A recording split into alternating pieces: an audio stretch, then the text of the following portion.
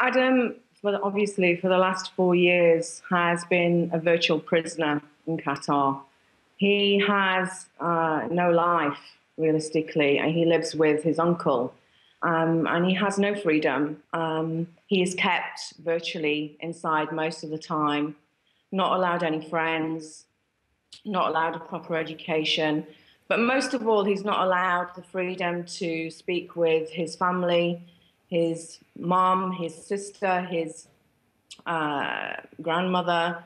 And, he's constantly abused on a day-to-day basis. It's a tragic situation that basically he is now at breaking point.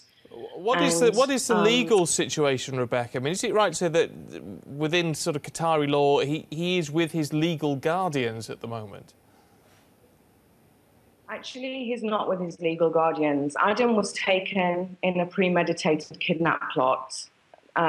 His uncle has no legal right to custody of Adam, but he lives with his uncle, and custody was given to his 80-year-old grandmother, who is incapable of looking after a child.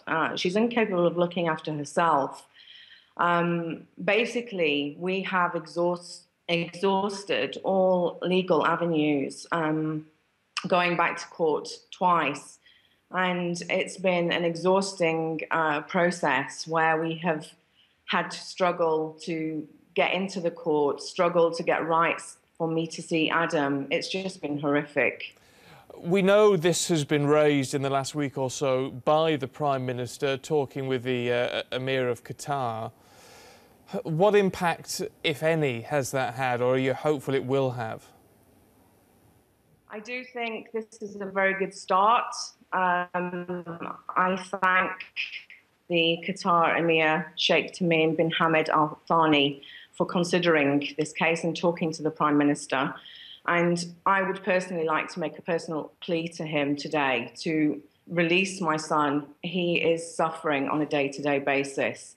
But the thing is, I think, taking into consideration what Adam has gone through over the last 4 years, which no child should have had to go through, I honestly believe that Adam should be released immediately.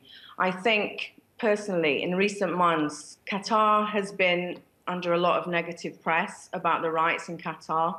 And I think this is a very good opportunity for the Emir to show the world that serious consideration is being taken in our case, and that they are a country that are more compassionate and merciful, and that they do care about human rights. In terms of David Cameron made a promise to my son 2 years ago, and that promise has still not been kept. I think the Qatar Emir has promised that he will get Adam back in court before the end of the year. I think it's now a chance for David Cameron to press this and make it a priority and have an aggressive action plan to make sure that that happens. We're pretty tight for time, Rebecca. Just a final point, if you would. Look, you're giving an interview. You're sounding very strong, very determined.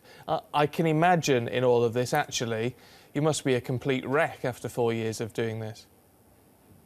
Yeah, it's been devastating for everybody, including, the most important person here is Adam. We have suffered so much from this, and we just need to get him home. He deserves a life.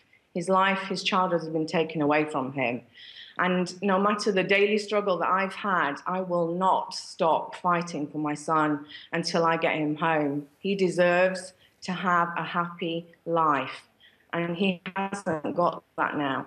And I'm asking everyone, the Qatar Prime Minister, the Qatar Emir, the Qatar government, and also David Cameron, to bring my son home to where he belongs.